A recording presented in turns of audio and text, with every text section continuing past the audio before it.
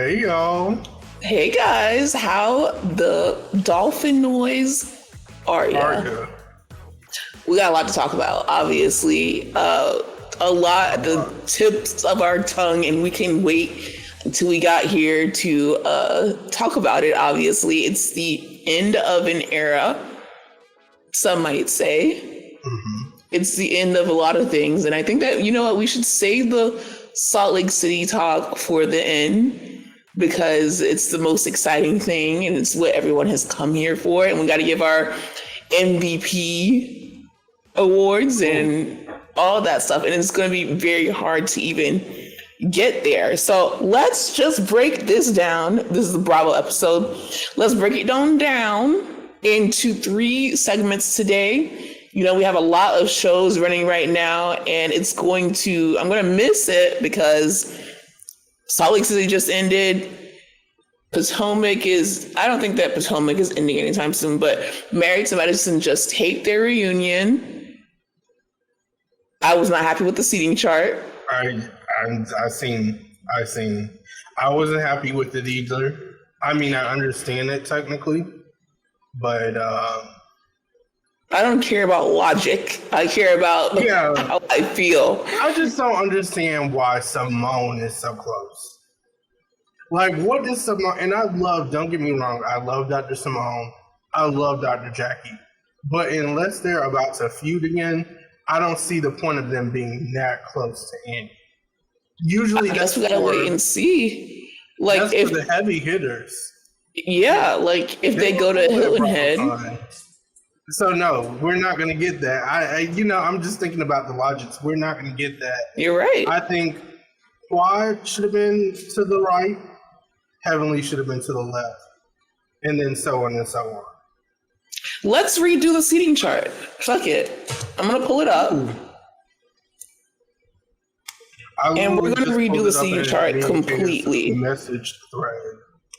I sent it to you in iMessage, so that's where I need to go and pull it up. Okay, so we got Andy, which I feel like maybe we should have replaced that with us. No offense, but we should be sitting where Andy's sitting. He should have came in, maybe a bit later, or maybe like to intro us or to outro us, but we should be sitting there. Now, in the place of Dr. Jackie, who do you think should be sitting there? Quad. In the place of Simone, who should be on the opposite side? Heavenly. Okay. In the place of where Heavenly is, who should be there? Phaedra. I think I think we should have gotten a little bit messy and maybe put Simone there. It should be Quad, and for me, it should be Quad, then Simone, and then Jackie. And on the other side, it should be Heavenly, and then who would you put in second seat? You would leave, or would you leave Toya there? I'll leave Toya there. I would leave Toya there because I agree she is carrying, and then I would move Phaedra to where T is, and then T where Phaedra is, because Quad really don't have no beef with T, and Phaedra should be on the other side because Phaedra switched sides very quickly. Well, sort of, kinda. I feel like that's what Tony mean, because a lot has been said after this show, so it's like now they got beef. Quad and T got beef? Oh yeah. Okay. Well, okay. Oh yeah. Okay. And then Alicia could stay where she is, or she could have just Alicia stayed. Can be. She could have been brought out later. I like her. I'm going to make a point with that too. I have been like. I don't have no problem with her. Still at the end because I don't know enough yet. Yeah. Well. But that's the seating chart, and we just rearranged it. And so if you guys could kindly go back in time and refilm it in the right seats, I would appreciate that. So that means that Married to Medicine is coming to an end. Salt Lake City is ending. Southern Charm just ended. A lot of shows are about to wrap up, and also a lot of shows are about to start filming again. Salt Lake City is about to start filming on the 5th of February, I heard. A little birdie said. And I'm just wondering, Vanderpump Rules is coming back, but when are we going to get the replacement for Salt Lake City? It's going to be Jersey. So Jersey should already, there should be a trailer out for Jersey, I feel. Oh, guys, I'm just not excited about Jersey at all. Well, I heard that it's not a lot of the same stuff. I heard that it's actually they're there and no one is leaving. So it is what it is. So we're going to go on to something different. Still not giving it to you? Because they said that last year. This season was supposed to be so different. And was it different? I ain't hear no different. I heard that same shit last year. I heard they were at each other's necks. I ain't seen no different. I seen the same exact thing. Melissa, Teresa, Joe. I seen the same thing. Well, now it's going to be Melissa, Teresa, Joe, and Louis. Dolores got one shade darker.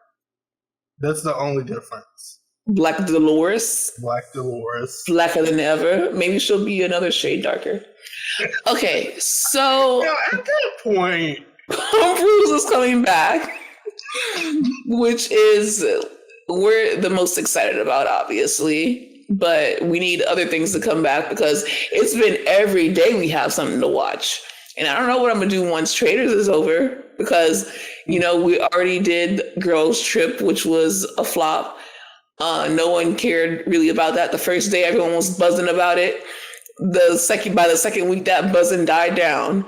I did hear that Luann and Joe Bradley from Southern Hospitality was very flirty with each other. And usually I'd be like, go Luann, but unfortunately, that must mean that is he not seeing Danielle anymore, or what's going on with him and Danielle? I never liked Joe Bradley for Danielle. I didn't understand that. I thought it was weird because he seemed exactly like gas station Alex. These are men that you can find at your local gas station. So I just didn't see the excitement or the wow in them. Girl, go outside, go to Chevron, go literally anywhere. You can find these same men. The only thing about Joe Bradley, the only difference between Joe Bradley and Alex is that I feel like Alex knows that he's a piece of shit and Joe thinks that he's a good guy and he's well dressed. He is a wolf in sheep's clothing. So we would say he's Wawa. He's Wawa. And I think that he is a star fucker because he's going around flirting with Danielle, knowing that that's going to get him in headlines because he's on Southern Hospitality. And then Miss Luann, she's a flirt. So, she flirts with any man she gets in contact with. I can't even blame her. I'm not like that, but her and Sonia will listen. I'm not letting my man they do the same thing around them. So go ahead. So that's why I'm not blaming Luann. But it just seems like he is doing it because he knows that's going to make headlines and he wants to be more than just the boy on Southern Hospitality. He's very thirsty for fame, and that's what he's doing. It's not out of interest. So hopefully this has turned off Danielle and she actually goes and gets a man with a real job, a real life, a real future, something unique about him because she's, she is unique. So I don't know. It's just time to stop with the losers. Anyways, on to better things. That's the housekeeping. Sweep. Let's get into Potomac, which you have not visited in a while because what? No, go ahead. Because we've had so much other, there's been a lot going on in the other shows. Child, because that shit hasn't been given. That shit hasn't been given. I'm not going to lie. And that's why we really haven't been covering it. I'll say it. it has not been giving what is needing to gain. What it's giving, what it needs to. That's a tongue twister. Go ahead. But it's not giving what it needed to gain or give. Mm-hmm. I'm sorry. Nobody, NECA, beautiful gowns, but that's what I want to talk to you too. I feel like they are really trying to force her in this group. Now they're talking about her interactions with Jacqueline. That's where they lost me. I'm like, why would we care about what Jacqueline had to say to NECA? I've never seen them interact. I would rather them bring back Jacqueline. I wanted them to bring back Jacqueline. Right. And I'm kind of confused because I think her and Mia are actually on good terms. I see her under Mia's post. I see her supporting her now. So I'm like, I don't know if this was just before and maybe they were in a rocky place. But I kind of feel like they're doing this for a storyline. It doesn't seem like Mia really even has a problem with Jacqueline anymore. I feel like they squashed it. I don't know why this is being brought up. I just don't see what credibility NECA has when it comes to talking about Mia and Jackie's friendship. No. If it was any other one of the other girls, sure. And even Charisse. Y'all need to, whatever money y'all spend on Charisse, keep it. Because it's not giving. I was, however, happy to see her not talking about Karen. She seemed okay, and I also kind of like that confessional look. That's what we're basing it off of. Well, yeah, for Charisse, yeah. For Charisse, always, yeah. Yeah, for Charisse, yeah. Yeah, that confessional look is giving me like 90s sister, like 227 is giving me like. The confessional definitely was cute. Yeah. I can agree to that for sure. But I'm talking about like whatever money you guys are giving her to come on. I mean, but to be fair, Charisse is like, what am I supposed to do? Don't come on. It's like they're not doing anything. So if you're around brick walls, you're going to be a brick. That is a very good point. They're not doing anything. Ashley is talking about, and I love Ashley to death, but it's like, I'm 2 seconds away from finalizing my divorce. It's like, how many times are we going to talk about that? No, she pissed me off because she's singing another tune now. Before it was like, okay, I have X amount before the divorce is final. And now she's like, well, and it just seems so final. It's a divorce. So she realized, well, I'm not going to say that, but I feel like maybe the grass isn't as green as she thought it was. And maybe it's a lot easier to have somebody just pay the bills and do what they want to do while you do what you want to do, which I've been saying. But she can't do what she want to do. That's the difference. Because if they were just living separate lives, then it would be fine. She would have started from NDAs like some of the other women. This woman cannot live her life because Michael does not want a man around his. Well, that's understandable not to not want a man around his kids, but he don't want a man around her either. So that's why it's never going to work for me. The whole thing, like if we're leading separate lives, you over here fucking anything with legs and I can't fuck nothing. Absolutely. Long story short, it would never work between me and Michael because I wouldn't be able to do me while he does him. He wants to control Ashley and her home and then do whatever he wants to do on the side. That's why I would immediately get a divorce if I was Ashley, especially if we have the money part sorted out. Now, if the money part isn't sorted out, which is why what you're saying basically is like, the money part might not be there just yet, and it might be more convenient to be married. I get that, but that would literally kill me. But again, it ain't nothing to sign an NDA in my world. So that's what I was saying too. Sign that NDA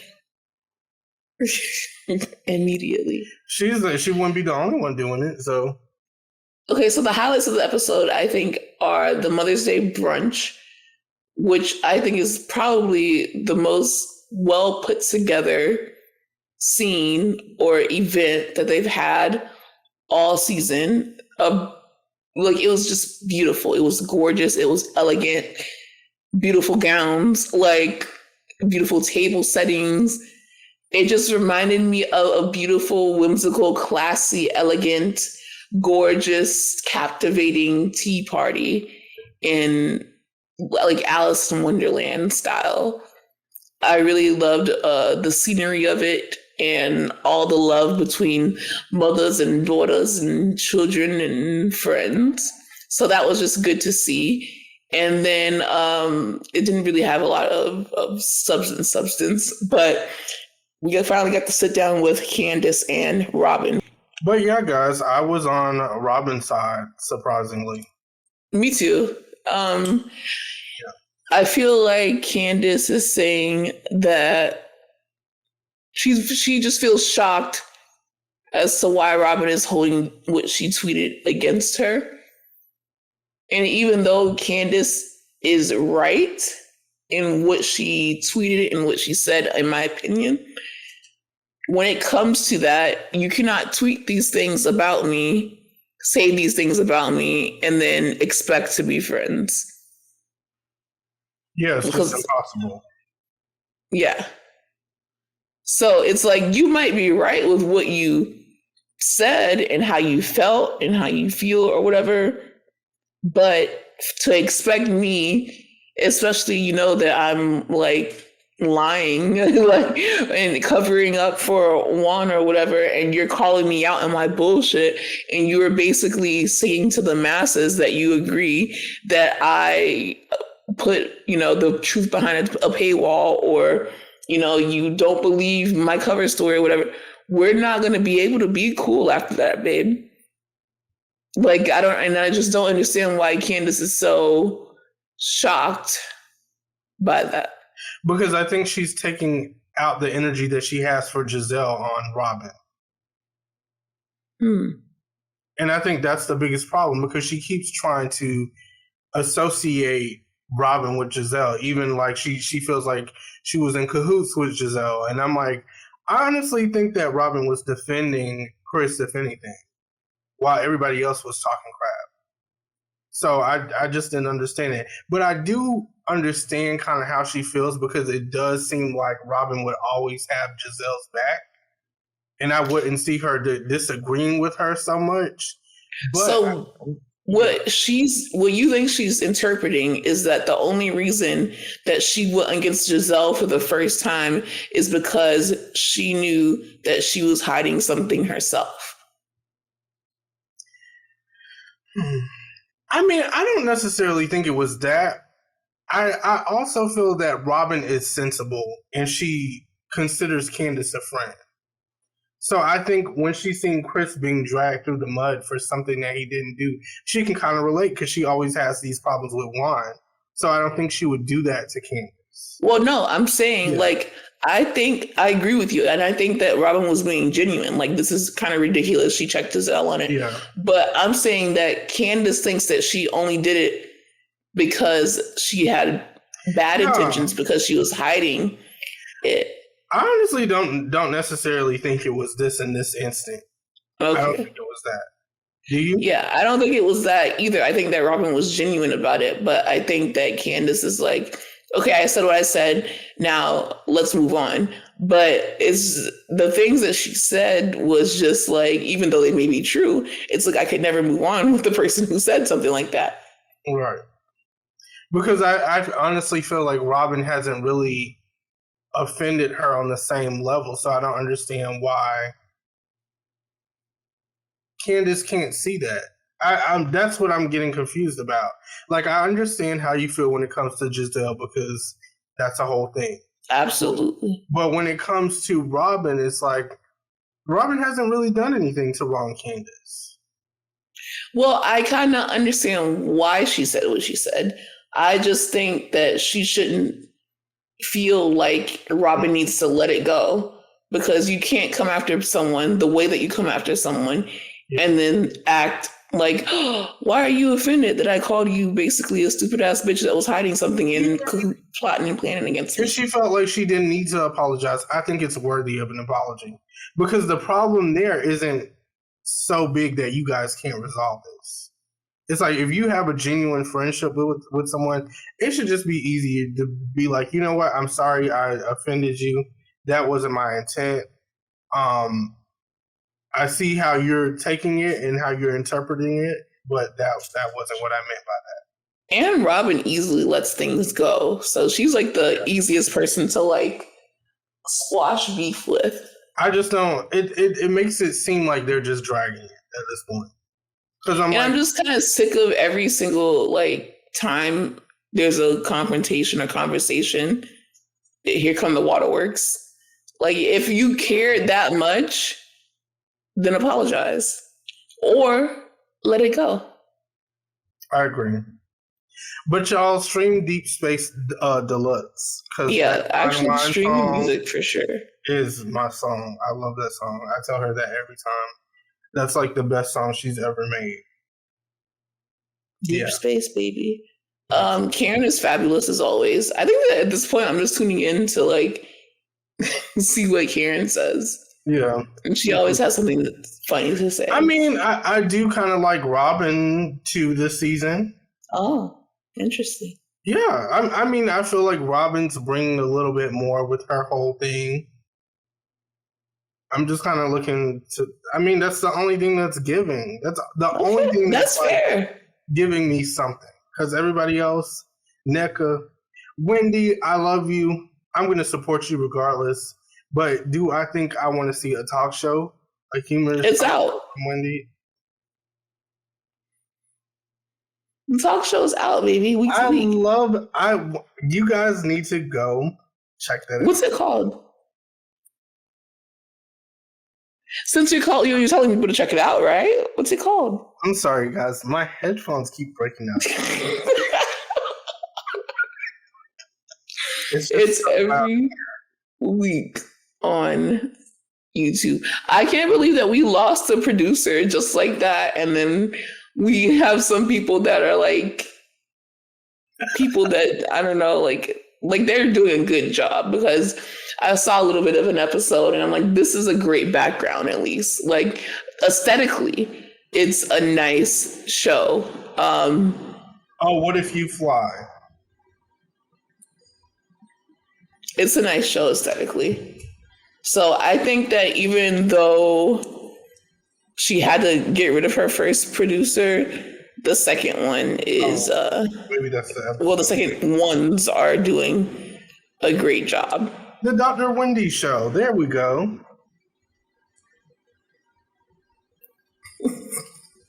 Anyways, child, let's get into something that we talked a little bit about when Two Black Girls, One Rose was here, but we haven't discussed on our own in a while. And that is Real Housewives of Beverly motherfucking Hills. And that show, in case you haven't been tuned in, I'm not going to say it's on Salt Lake City level, but I will say they're doing something. It's a good fucking show. It's a good show, guys. Like, I mean, I am genuinely enjoying the Barcelona trip. I don't want to leave yet. I mean, well, they just got there, babe. Yeah, but normally as soon as they go on the trip, I'm like, God, because I just know they're going to drag it. But I'm like, I can be here for a few episodes. What do you think about Erika Jane being able to smell spirits? I think it's accurate. I think the only spirit she can smell is like vodka, tequila, cognac. I want to get to the nitty gritty of things. Oh, you want to get just straight into it? How do you feel about this ring situation? She is such a... She pissed me off because I'm like, Erika. Let me tell you, I'm not going to say that I was a fan again or she had me on her side again or anything. But what I will say is I found myself when she was on that screen, I'm like, I kind of like this bitch, and she's making me like her. I like her. But no, let me finish. When she brought that ring up, she pissed me off because it's like, one, let it the fuck go. But two, she got genuinely mad that they didn't say congratulations. And it wasn't even a win. It went to a different court. Girl, I don't care that your case got transferred to like small claims court or whatever the fuck it is. I care that you're rebuilding your life on your own in your poor ass $2 million house. And she's like, well, it would have been nice to get a pat on the back for her. It would have been nice if they would have acknowledged me. But they had so much to say last year. What? Bitch, I'm not going to give you a pat on the back for not stealing. And it's not even considered, like, it's not even finished yet. The thing is, okay. You can go uninterrupted. I don't want to, okay, so I'm not defending that. I want to make this clear before I say what I have to say. She's wrong. She probably should have gave up the earrings. That's it. That's how I'll leave it. But when it comes to how she feels, I kind of understand that compared to these other ladies, she's living in the shoe shack. We see her house. We see where she's living. Erika Jayne is like, I'm broke. That's how she feels. And other people are like, she's still rich. She still has it. She's like, no. Because I'm wearing the same things that were in my closet last season. While Kyle is just like pulling shit out of her bag. People are throwing Gucci and Prada on the floor just like it's nothing. And she's like, here I am. So in her, I think how she feels, the earrings are like, that's what she has left. You know what I'm saying? It's like, I can't give everything. They've taken everything. They've taken it all. It's like, and now I just have this shoebox compared to these other women. They're like in mansions and everybody's getting, you've seen Kathy Hilton's house. She's like, I'm going to get a mansion in my backyard and on the side of my house. And I have like 1 billion acres and, you know, it's fine. She has fucking horses and ponies and elephants and giraffes back there. And Erika's house is like just a living room. Her closet is in her living room. Did anybody notice that? Oh, okay, I can talk. Her poor $2 million. But it's in Beverly Hills, so that's why it's so much. But it's like that looks like the inside of the greens. And if you know, you fucking know. It's like that's the same square footage as the greens. So, you know, but do I think she should be talking about it? Would I bring that shit up on TV? No. I don't think she should be gloating about it. Like, yeah, I won the case. And but she didn't. That's the thing. She didn't win the case yet. People may be able, not even a pat on the back, people may be able to acknowledge, hey, you know what? That wasn't bought with stolen money. And I'm sorry that we kept talking to you about that and, you know, maybe saying stuff about that when it wasn't the case. But it wasn't even proven not to be from the money yet. All that happened was it's going to a different case. What do you want us to say? She's like, you guys talked about it all last season. No follow-up questions. Sutton's just like, well, let's go outside on the patio and move on. And Erika's like, no. Let's talk about it. But if we talked about it, it would be like, okay, bitch, what do you want? A cookie that you didn't steal? She wanted to be like, her earrings. That's what she wanted. The way she said it. And Garcelle was just like... Because it's not over yet. Like, what do you want us to do?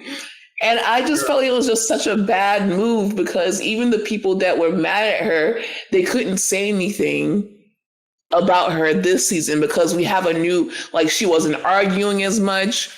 She was, you know, building herself back up. She genuinely seemed to want to get back in a better place with the women. She is, you know, her medicine is leveling her out. So it was like not much to say against her. And now it's like, bitch, you're trying to get us to say that your earrings weren't bought with stolen money when you haven't proven it yet. All that's happened is that it moved to a different level of court. I'm not congratulating you on that. Once you get those earrings back in your hand with a motherfucking receipt from K Jewelers, then I'll say I was wrong.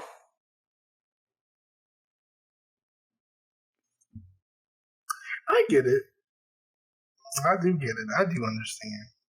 No, you don't. You feel like that just let her have the fucking earrings. And that since they were talking so much about it last season, she has a small win. They should be able to acknowledge this little small win this season. Saying, like, maybe if you guys don't do it on TV, a little note that's like, hey, you got that. Like, you know, maybe you not acknowledge it on TV, but like send her a little iMessage with the confetti balloons and be like, you got that. Like, you got that. You got that. I'm not going to tell you on TV, but you got that. Touche. Touche. I'm going to say, even though it irritated me because I felt like it was just the wrong time to say that, because they're just all chilling. Like, they're still coming down from like everything that happened with Annemarie. And God, she's getting on my nerves. I'm not going to lie. That's the only problem that I have with this trip. My hair hurts. But I feel like she is getting on my nerves, but Crystal absolutely said all that shit. Because she said it to us, the audience.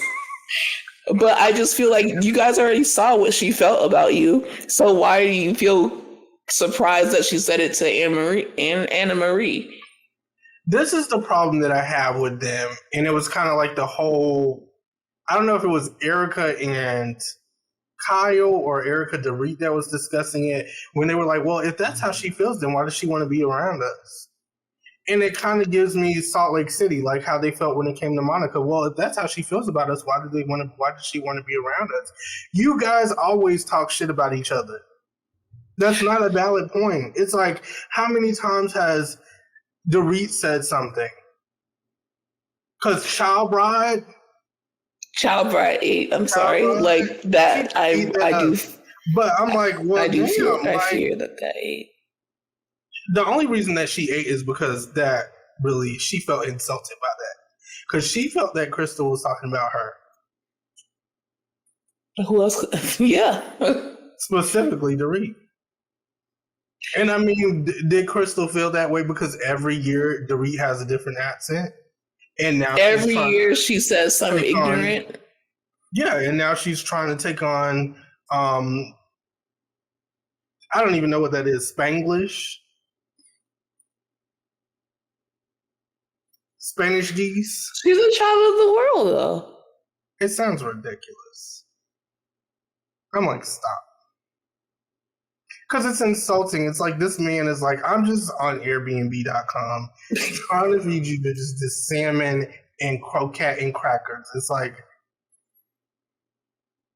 come on. I also wanted to ask you, now that we've had like the full experience in Miami and then compared to like our regular experiences going to restaurants, are you more of someone who enjoys a bunch of tapas, like a bunch of appetizers, or are you someone who enjoys the traditional like appetizer entree? Because now that we've had, like in Miami, we had nothing but tapas.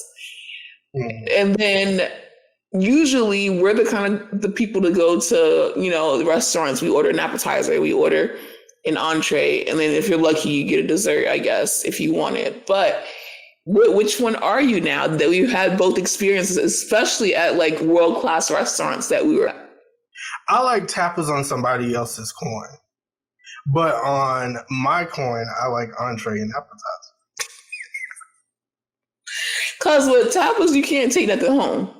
You can't take nothing home because you're going to eat everything there. And then you're spending a pretty penny. Because then you have that one person that's like, well, let's get lamb chops. Oh, them lamb chops was good. Let's get 2 orders. Then before you know it, you have 5 orders of lamb chops. at the table. This and feels you're like, personal. damn. And then people are like, oh, but we didn't get the pita bread and the Greek yogurt. And you're like, shit. Greek yogurt? And then you're like, shit, that's another like $30. Okay, in an ideal world where everything that we do is now comped and we have a per diem, because we know what a per diem is. Oh, tapas all day. You would do tapas? Yes, because tapas are good. Like I just feel like I'm not an everything on the menu kind of girl. Like it was fun and it was such a good time, but when I go out, not necessarily every time I'm going to want something different. Like if I'm in the mood for a steak and it's like you can have a little bit of steak, but we have this and we have that and we have that and we have this. It's like, I'm going to want to settle on something. Let me tell you something. But in this scenario, we got a per diem. You try what you like, and then once everybody's done, you're like, hey, excuse me. You pull the waiter to the side. You're like, can I actually get... This is the thing about you. You refuse to let an imaginary situation just be what it is. Because it's either or. It's not... I'm saying what you tapas and whatever you want. If you got the per diem, then you could just be like, hey, you know what? I got a little bit more on my per diem. Let me actually take me a bacon wrapped chicken home, or like a spatch chicken, because I love it. That's another thing that I love now. Spatchcock chicken. Or stuff. Yeah, I feel like motherfucking Gordon Ramsay. Shout out to everyone in Miami. Go to the Hell's Kitchen restaurant that just opened. Everyone's talking about that. And y'all go check out this spot in Los Angeles called Voodoo Bayou. Oh my God. I've been wanting to go there so bad. I went last night. I know. I can tell by, well, I stalk your stories, but I can tell by the, how it's set up. I was like, he's at Voodoo Bayou. Because I've been stalking that Facebook page. And you know what made me like, okay, I wanted to go since it opened last year. But Cat Williams had that interview. And on their Facebook page, they put a Cat Williams meme up. They literally photoshopped him into Voodoo Bayou drinking a drink. And I was like, oh my, good social media gets me every time. Because I'm a social media girl. Let me tell you something. It's like, am I going to say it's as good as Papa Do's? No. I'm not going to go. No, it's a fun like drinks. Go have drinks. It's not far. I will say that. It's not far. Because I had a gumbo and it was not bad. The gumbo was good. The only thing is they put okra in it. I'm not a fan of okra, but I will say that particular gumbo, I was okay with it. I was like, leaving it. It's fine. Like, leaving it. And then I had Louisiana-style collard greens. Chef's kiss, 10 out of 10. That is so good. What else did you have? And I had the hurricane. Their hurricane drink. Oh, so good. The hurricane has everything in it, so I know you were feeling good. Get a floater, because it's not. Oh. They're not like Papa Do's. They're not heavy-handed? Yeah, they're not heavy-handed. Papa Do's will have your ass. It's cute. That's why I would be like, bring a flask, if anything. And I had some of the oysters, really good. And they have an oyster deal on Wednesdays. And what's the deal? Oh, they're just cheaper. And I want to go. Do you know they have beignets? I did not see that. How are you going to have a New Orleans restaurant and not have beignets? Did you know that Christina Milian has a beignet truck? Yeah, because you've said it every single time we talk about Zeus Network. I want to know, guys, you got the listeners that live in Los Angeles, have you had a beignet from Christina Milian's beignet truck? And how was it? So, but yeah, oh shit, I forgot. Housewives of Beverly Hills, guys. Oh. Crystal and Annemarie, real quick. Go ahead. How you feel? I get Crystal said those things, but like I said, I feel like they're dragging it. Everybody said something. Annemarie was kind of working my nerves a little bit by bringing it up. And I also didn't like the situation between her and Sutton. Because you're just throwing Crystal under the bus because you got thrown under the bus. Because Sutton checked your ass. And was like, you called me a liar twice, 3 times. That's the only reason why she has a problem with Crystal.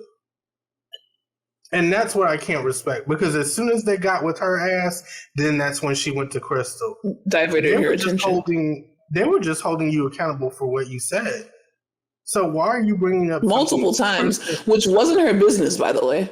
Which wasn't her business. Whether she had a small, medium,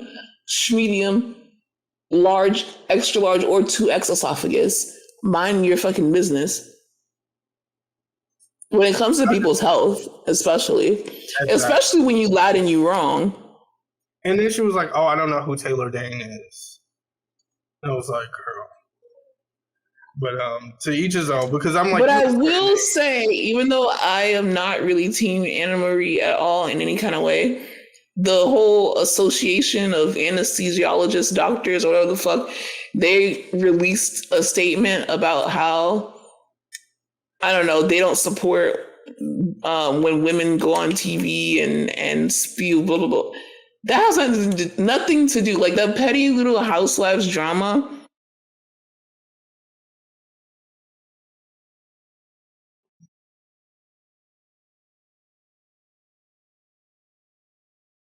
It had nothing to do with the Association of Anesthesiologists. It was just ridiculous for them to even say anything, because I feel like there's already like tension between nurses and doctors and like pay grades, and like if you're a patient or if you're in the medical field, you know that there's tension there. So why would they go and put out a whole statement about something that happened on a housewife show? That was very fucking weird. And people are like living for it. Like, yes, oh, they checked Annemarie, blah, blah, blah. That's weird. That wasn't necessary. And it also adds to like the struggles that nurses go through to be recognized for what all that they fucking do. That was just none of their business. Well, I'm not gonna say. Well, I get that they're like, oh, this girl might be streaming some, spreading some things that may not be true or whatever. But I'm sure that did they go on TV when all the other people made medical claims? Or other nurses may have said something wrong, or, it's just weird. Don't insert your ass in reality. Go save a life, long story short. How about that? I'm sure someone is waiting to be put to sleep somewhere. And you got your social media manager online talking about, oh, the Real Housewives. And we are like taking a strong stance against her, especially as a nurse, as a Black woman who's already getting her ass torn up on social media. Stop. But did they donate to the toothless and the homeless, not toothless? Homeless, not toothless. Did they donate to that? No, they never do. No. Bitch. You didn't. The fuck? So shut your mouth. But yeah, otherwise she's still going to hell. Because it's getting out of here. It's like, Erika, please shut your ass up until you get the earrings back. Then maybe we'll talk. And even then, I still think it's weird. Erika, and that's all I had to say. Because she has been, especially with Sutton, she's been getting in Sutton's ass without getting in her ass. Like, even with Annemarie, she's like, what do you have to say? She gave her the floor. Sutton was serious. She was like, excuse me, ma'am. Excuse me, ma'am. That is okay, so exactly. Mind your own esophagus. Worry about the size of your esophagus. Okay. Anyways, let's get into the final Salt Lake City reunion part. Insane. Monica has officially been let go. And they said that, well, it's not the producers necessarily that wanted her to leave. They said that they have space and, don't mind if she comes back, but it's the cast that doesn't want her back. And maybe somewhere down the road, she can come back. With Heather, I don't respect it. With Heather, I do not respect it. Because to me, she just went down. Like, It just all the last 10 minutes of that reunion was very crucial to me. Because it's like it got into you being full of shit. Now that we're done talking about her being full of shit, we can talk about you being full of shit. And she's like, well, it's like, no, you lied. You lied like a rug. I totally agree that, okay, Monica, I'm going to get on her ass in a minute. And I'm going to tell y'all why she shouldn't come back. She can't come back. I wouldn't let her come back either. I'm going to get on her because I know you want her back, but I'm going to tell her why. I'm going to tell you why. But before I do that, because that's a very unpopular opinion. Everyone is like, no, that's all the worst stuff. No. Because even put it in real life perspective. I'm going to put it in real life perspective. Jeez. But Heather, but you had an investigation open when you knew who did it all along. If that isn't the most white privileged shit I heard in my not in my entire life, in my Housewives watching career, you had an investigation going. You had the viewers wondering what happened. You had your co-stars wondering what happened. You had someone that's going to jail who can't do anything to you anyway, having that power over you. You had your boss wondering what happened. You wasted my Housewives' tax dollars trying to figure out what the fuck happened to you, and all along you knew what happened. And also, I also want to get in some producers' ass. When Monica said, I told producers, I believe her. Because how did no one know that she had this whole thing going, especially when multiple people had access to that account? I believe that she might not have told a main producer.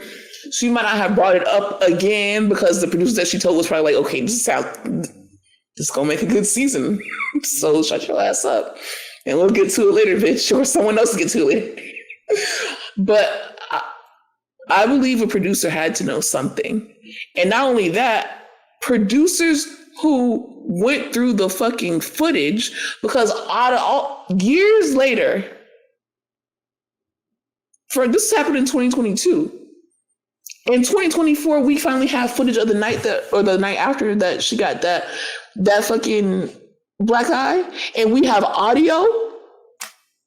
So when you were reviewing footage for your investigation, where was that footage at? You didn't hear, and that's right after. But isn't it funny that production has that? So that's why I'm like, it's Heather, it's production, and it's Monica. Because they didn't show that last season. So I'm like, why are we showing something we should have shown last season? Because they're saying that's when Heather let them know, hey, we talked about it right here. And this is what she said, and this is what I said. But if I was reviewing footage and we have audio and we have, like, that's the first thing that you do. What was that about? That's the first thing that you fucking do is literally say, oh, you don't know how you got your black eye, and you're joking that it may have been, production, or you don't know what happened, or you can't remember, or you blacked out, or you look at the fucking footage and you see what you try to read lips, you try to get body temperature, you try to literally figure out what's going on. You Scooby-Doo that shit. So why all of a sudden do we have footage of right after that incident? We have footage of them plotting and planning and covering it up and saying, I got you, and all this shit. That's very fucking weird. Aha. And everyone just wants to say, oh, I understand you were scared of Jen. I understand. Oh, I feel, no. I have so many other theories too. Tell me. That's the thing. Because I think they all knew about reality Monteith before they even filmed this season. That's what a lot of other people were saying. Because production knew about it and nobody knew. God damn it. Every time I get to the gut.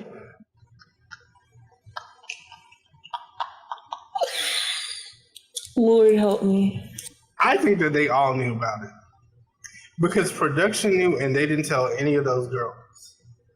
It didn't get back to them at all. Not one person.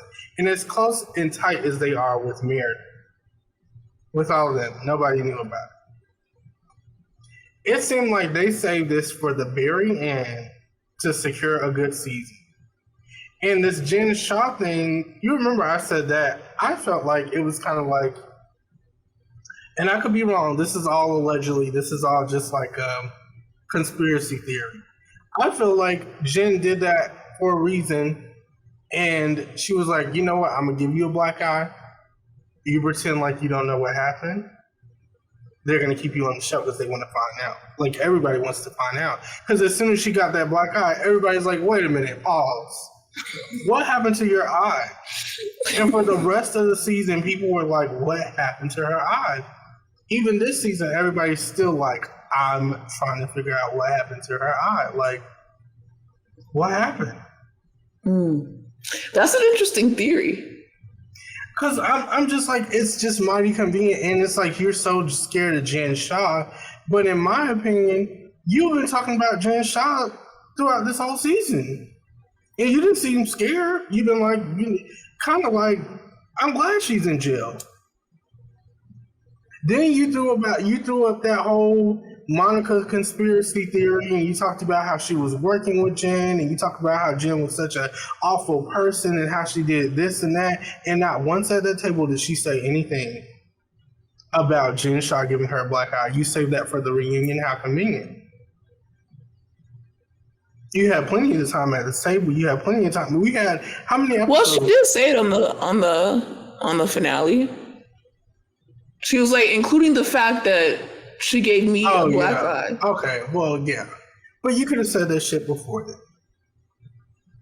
Like, I don't well, she said that's what triggered her to say it, is that she found out that Monica was Reality Von Teese, and she's like, you're just like Jen. You're basically another Jen, because Jen would hold these things over their head and like go on social media and plant things and do all these things.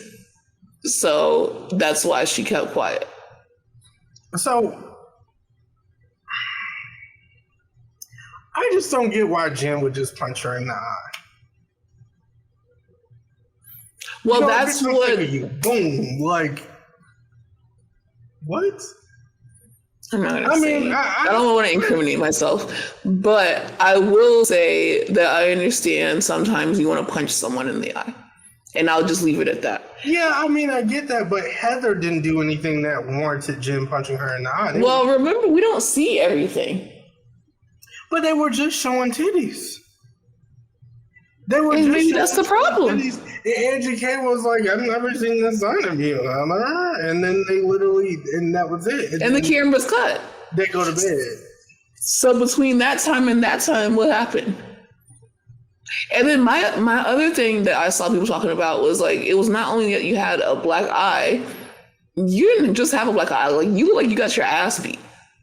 There's a difference. Like, you look like Natalie Nunn beat your ass in the bathroom in Jamaica. Oh my God, Kaya. She did. She looked exactly like Scotty. Like she needed a drink to hold up against her eye. Scotty, I kind of, we're not here to talk about that.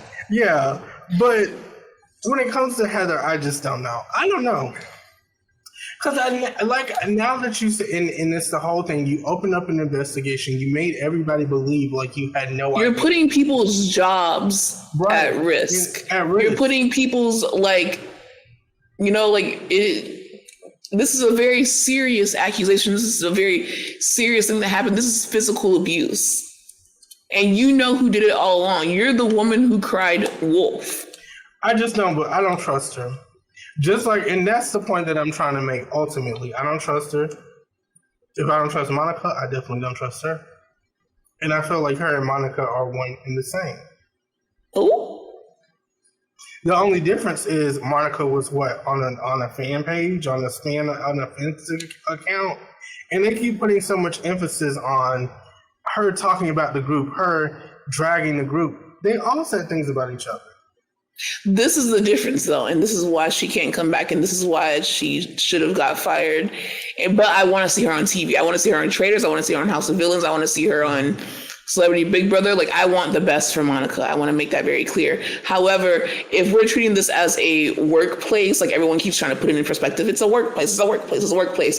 If you all at work don't like one person and y'all band together and y'all say, I'm not coming to work and working with this one person, what's going to happen? Are they going to fire you, who's been there for 4 years, or the other person who's only been there for 1? Well, it depends on what that one person is given.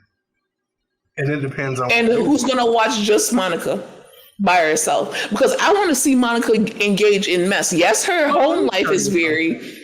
Her home life is very interesting. She has the mom, she has the ex-husband, she has the kids, she has, I guess Miriam Cosby, but that's not going to save. One Miriam Cosby does not save a housewife's salary. You have to go and then cast 4 other people, and that's not Salt Lake City. These are the people that we know. These are people that we have relationships with. These are the people that have relationships with each other. So if they all don't fuck with one girl, who is she going to film with?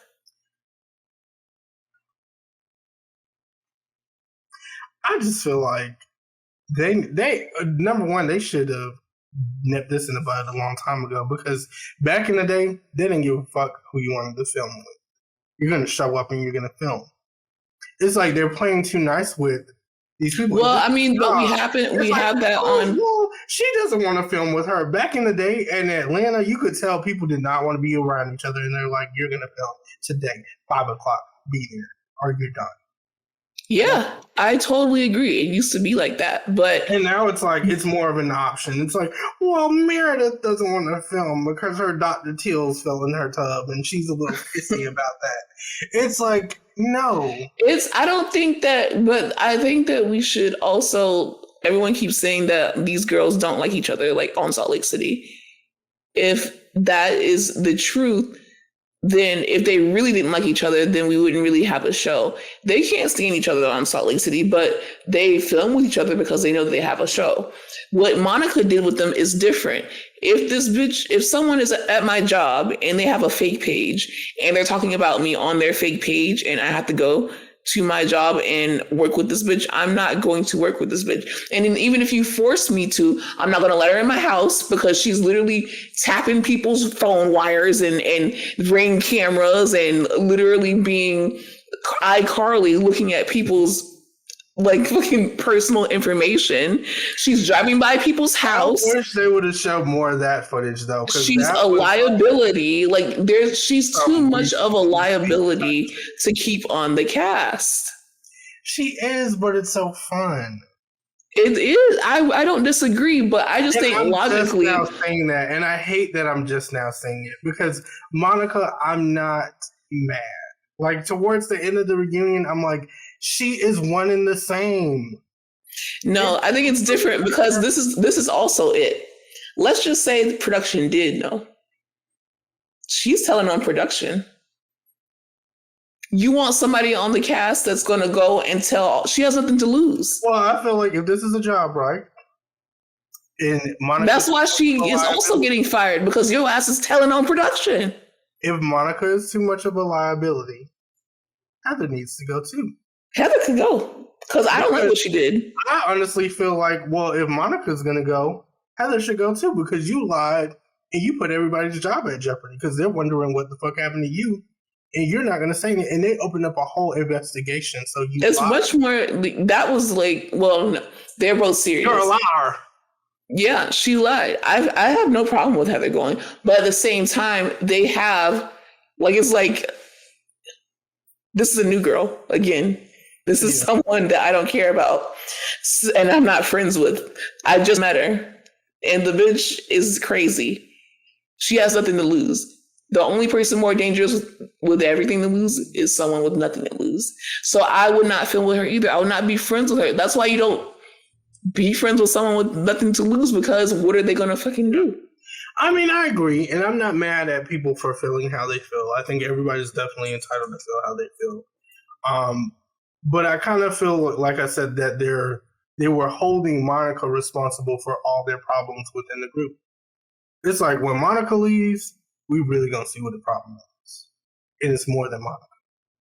So until next season, once we see everything, because they're gonna have to come to terms, they're gonna film with each other, and then Lisa's gonna be like, "Oh, you know what? I really don't like Meredith. I really just remember I really don't fuck with Meredith like that." And Meredith's gonna be like, "You remember what Lisa said about me?" And that's why I'm saying we still have a show. Yeah, we're gonna have, like Lisa said, season 5 is gonna be better than ever. Whitney's definitely gonna fall out with Heather. They can't stand each other. One thing about Salt Lake City and Whitney Rose is that she is going to fall out with Heather. And one thing about Salt Lake City, Heather Gay is going to beat Whitney's ass one way or another. She's always shoving that girl. Like it is like was that you a violent person too? She is. So you can push Wendy around. I mean, you can push Whitney around, but you can't push Jen around, huh? No, well, because Jen was pushing her around. Every season, if you go back every season except season 1, and I can't even recall, but season 2, 3, Heather flipped out on Whitney and like pushed her. Remember when they were in the lingerie and she physically moved her to the other side? All right, y'all. Go back and watch. I'm just a viewer. I remember very well. I'm just a viewer. And you're right. So I want to know. Okay, well, I just want to say that it just doesn't make sense for Monica to come back, no matter how you put it. But I want you to listen to what production says. Production is just saying, Monica, if you hold on tight and if you don't wig out and you don't bug out, we're going to figure out how to bring you back. It's just that they need some time. Yeah, the same thing. And you can't go around saying production knew and everyone was in on it. And it's either, do you want to come back and get that Salt Lake City bag and that Bravo bag? Or do you want to come back? Or do you want to do like a book and you want to give out all the secrets and you want to name people and you want to go on Bethany's podcast and you want to be a part of the reality reckoning? It's either or. Bethany's podcast for her. I do not want that. That's the fate of an ex-Bravo person. You either get put on pause like Dorinda, and you can eventually come back and make that bag, or you go to Bethany's podcast, and after Bethany's podcast, who knows? Put Monica on Bail Collective. Hey, I don't have a problem with Monica. I'm just saying she cannot be on Salt Lake City, period. Put her on Winter House. The air's not gonna watch it, but put her on Winter House. Like, I'll watch it. She's gonna put a hurricane on Winter House. I love Winter House though. Yeah. Okay. So with that being said, who is your most valuable player of the season? Heather, I was with you until that last part. So I'm gonna have to take it back and change it to Monica.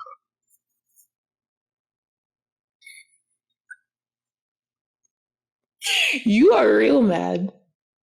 I was upset because I'm like, this whole time. But why do you feel like you're shocked? I feel like you just found out this information when it was like, we knew that Jen gave her the black eye. We knew it. I expected a better reason than she was scared. I was fearful. It's like, no, that's not a good. You know what made me mad also is that I still don't know why. So, okay, yeah, I know that she gave you the black eye, but why? And I'm not victim blaming. I'm just saying, what was her reasoning? What was her reasoning for it? Like, did you piss in her cereal? Like, what did you do? My MVP, it was Monica. And it still is Monica.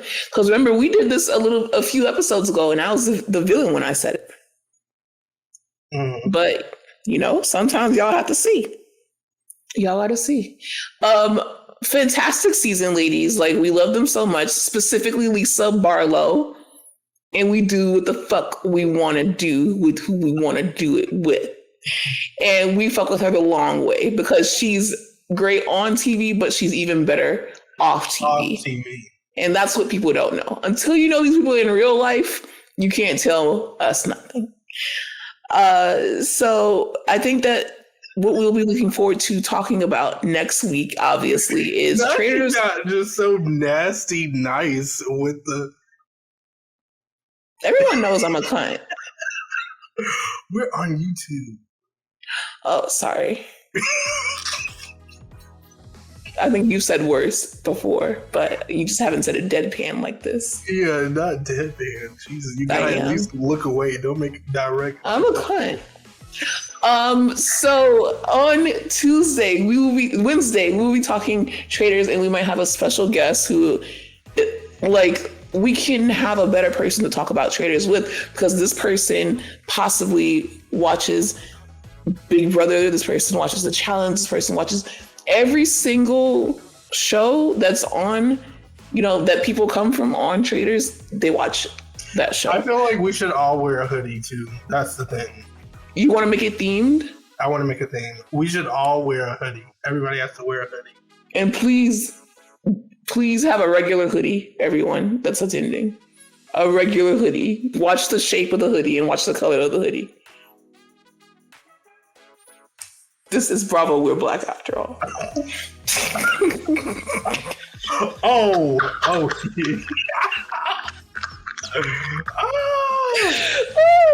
edit that. I don't know. Wait, what? Anyways, so yeah, perfect person for that. And then we will be talking about the first episode of fucking Vanderpump Rules for the Bravo episode. So obviously you guys are going to be tuned the fuck in, and we cannot wait to we entertain have you. some stuff coming, so y'all make sure y'all look out for that and support it, please. Yeah. And yeah, hell yeah, support it and give us 5 stars. We love you. Bye. Bye, y'all.